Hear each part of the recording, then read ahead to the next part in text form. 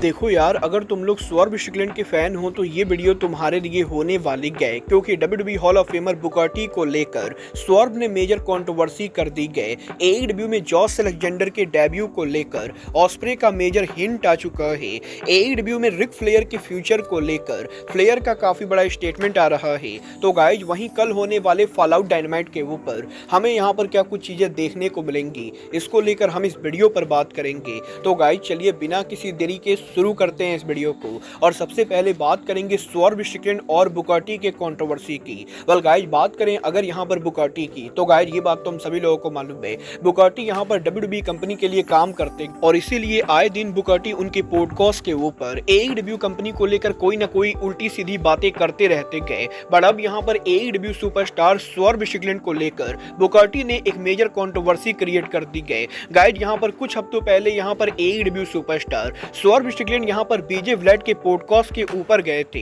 यहाँ पर स्वॉर्ब ने उस पॉडकास्ट के ऊपर डब्ल्यूडब्ल्यूई में ब्लैक रेसलर्स के रिप्रेजेंटेशन को लेकर बात की और स्वॉर्ब स्ट्रिकलैंड ने बेसिकली पॉडकास्ट के ऊपर उनके डब्ल्यूडब्ल्यूई के एक्सपीरियंस को शेयर किया, जहाँ पर स्वॉर्ब ने ये बताया कि वो जब डब्ल्यूडब्ल्यूई कंपनी के लिए काम करते थे और एक बार डब्ल्यूडब्ल्यूई के एक डार्क मैच को रेसल करने के लिए स्वॉर्ब यहाँ पर डब्ल्यूडब्ल्यूई के मेन रोस्टर के ऊपर आए थे। तो डब्ल्यूडब्ल्यूई के स्मैकडाउन के बैक स्टेज के ऊपर स्वॉर्ब स्ट्रिकलैंड के साथ यहाँ पर कंपनी में कुछ लोगों ने रेसिकल बिहेवियर किया था और उसके अंदर डब्ल्यूडब्ल्यूई के सीईओ विंस मैकमैन भी शामिल थे। और गाइड यहाँ पर बेसिकली स्वॉर्ब पॉडकास्ट के ऊपर ये बताते गए कि डब्ल्यूडब्ल्यूई के अंदर ब्लैक रेसलर्स को सही तरीके से ट्रीट नहीं किया जाता है और स्वॉर्ब यहाँ पर ये बातें अपने पर्सनल एक्सपीरियंस के ऊपर बता रहे गए। और यही स्वॉर्ब के बीजे ब्लैड के पॉडकास्ट पर ये बोलने के बाद बुकाटी ने स्वॉर्ब स्ट्रिकलैंड को लेकर रिएक्ट किया, जहां पर बुकाटी ये बोलते गए कि स्वॉर्ब बिना बात के डब्ल्यूडब्ल्यूई पर फालतू आरोप लगा रहे गए। और बुकाटी का ये कहना है कि वो सालों से डब्ल्यूडब्ल्यूई कंपनी के लिए काम कर रहे गए, बट उन्होंने कभी भी कंपनी के अंदर ऐसी कोई चीज फेस नहीं की गई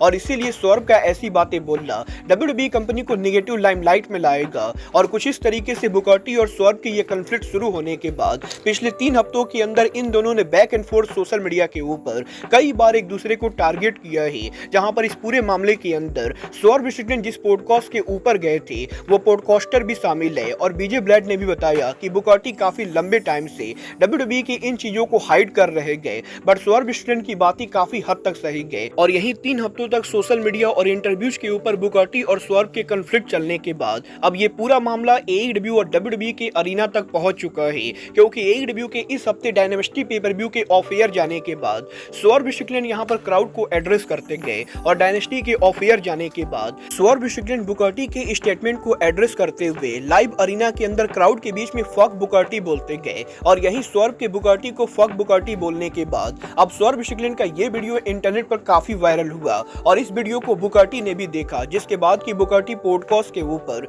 स्वॉर्ब स्ट्रिकलैंड को लेकर बात करते गए और बुकाटी ये बोलते गए कि एईडब्ल्यू कंपनी ने उनका डायनेस्टी पेपर व्यू किया, बट पेपर व्यू के खत्म होने के बाद कोई भी पेपर व्यू को लेकर बातें नहीं कर रहा है, क्योंकि स्वॉर्ब स्ट्रिकलैंड ने बुकाटी का नेम पेपर व्यू के ऑफ एयर जाने के बाद ड्रॉप किया और इंटरनेट के ऊपर लोग यहां पर एईडब्ल्यू के शो को छोड़कर सिर्फ यहां पर बुकाटी की बातें कर रहे गए और स्वॉर्ब का मजाक उड़ाते हुए बुकाटी ये बोलते गए कि स्वॉर्ब स्ट्रिकलैंड बिना बात का बुकाटी को लाइमलाइट दे रहे गए, जिससे यहां पर बुकाटी को कोई भी प्रॉब्लम नहीं गए। और यही बुकाटी की इस स्टेटमेंट के बाद अब आज यहां पर जब डब्ल्यूडब्ल्यूई का एनएक्सटी शो हो रहा था तो डब्ल्यूडब्ल्यूई एनएक्सटी के अरीना के अंदर क्राउड यहां पर स्वॉर्ब स्ट्रिकलैंड को अब्यूज कर रही थी, जहां पर एनएक्सटी के अरीना के अंदर क्राउड यहां पर लाउड तरीके से फक यू स्वॉर्ब चैंट कर रही थी। और एनएक्सटी के क्राउड के यहां पर स्वॉर्ब को लेकर फक यू चैंट सुनकर बुकाटी भी यहां पर काफी ज्यादा हंस रहे थे। और अब तक ये मामला जो इंटरनेट पर चल रहा था ये अब डब्ल्यूडब्ल्यूई और एईडब्ल्यू के अरीना तक पहुंच चुका है। वल देखना दिलचस्प होने वाला है कि बुकाटी और स्वॉर्ब की ये पूरी कंट्रोवर्सी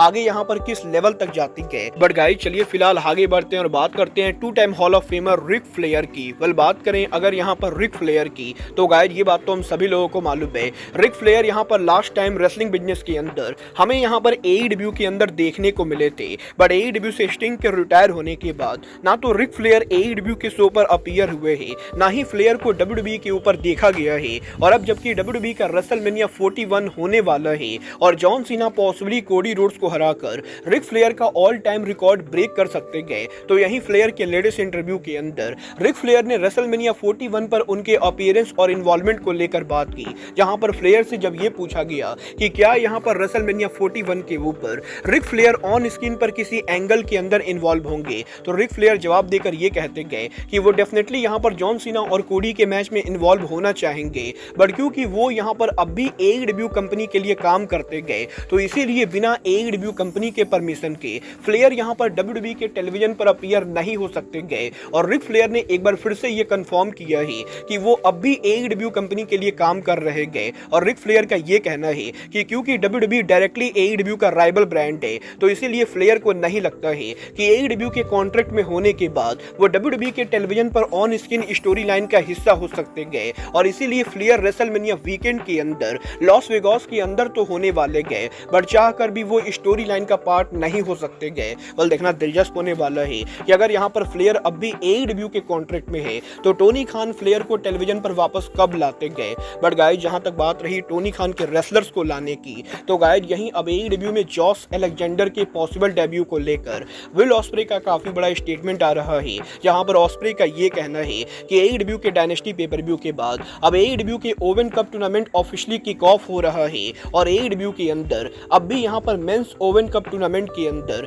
AEW के अंदर एक वाइल्ड कार्ड एंट्री गए। और विल ऑस्प्रे ये बिलीव करते गए कि पॉसिबली ये wild card entry Jose Alexander हो सकते गए। और वैसे तो ऑस्प्रे को नहीं मालूम है कि अलेक्जेंडर सच में AEW पर आ रहे हैं या नहीं, बट विल ऑस्प्रे भी ये होप कर रहे गए कि जो रेसलर वाइल्ड कार्ड एंट्री ले वो और कोई नहीं बल्कि जॉस अलेक्जेंडर हो, क्योंकि विल ऑस्प्रे अलेक्जेंडर के बहुत ही बड़े फैन थे। और TNA में अलेक्जेंडर को फेस करने के बाद वो यहाँ पर जॉस अलेक्जेंडर को AEW पर फेस करना चाहते गए। और वो AEW के ओवन कप टूर्नामेंट के फाइनल के ऊपर डबल और नथिंग पेपर व्यू पर जॉस अलेक्जेंडर को फेस करना चाहेंगे। और ऑस्प्रे ये होप करते गए कि जॉस अलेक्जेंडर AEW के ओवन कप टूर्नामेंट में वाइल्ड कार्ड के तौर पर डेब्यू करे। मतलब ये तो डायनामाइट को देखकर ही पता चलेगा कि क्या यहाँ पर सच में Jose Alexander Owen cup tournament में वाइल्ड कार्ड एंट्री लेते हैं या नहीं। बट गाइस जहां तक बात रही AEW के डायनामाइट शो की, तो कल यहां पर AEW के डायनेस्टी पेपर व्यू का fallout dynamite show AEW company Baltimore के अंदर करने वाले गए, जहां पर डायनामाइट की ओवरऑल कैपेसिटी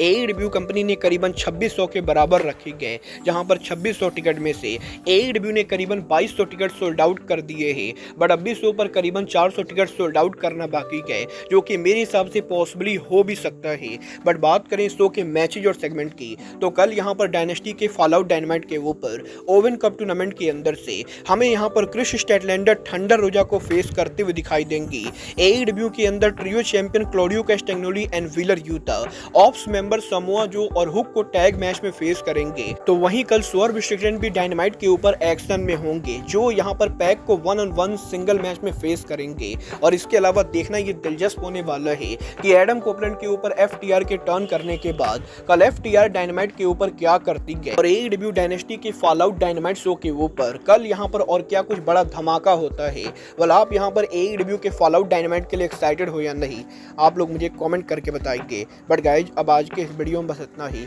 मैं मिलता हूं आपसे अपने अगले वीडियो में। बट गाइज तब तक के लिए goodbye, good night and bang.